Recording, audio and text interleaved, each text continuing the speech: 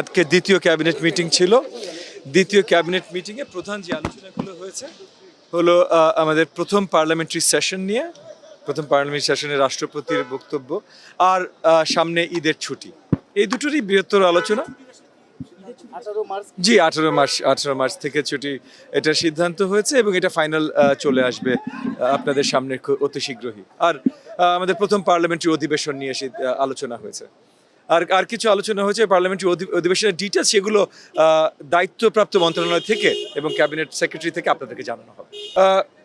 Again officially ওখান থেকেই জানেন, বাট ছুটির ডিসিশনটা হয়ে গেছে, এইটা আমি বলে যাচ্ছি আপনাদেরকে। এক্স্যাক্ট কি ছুটিটা হবে সেটা যেহেতু এগেন ক্যাবিনেট সেক্রেটারির দায়িত্ব আপনাদেরকে জানানো, তাহলে আমি বলে দিলে তার দায়িত্ব সে কিভাবে পালন করবে?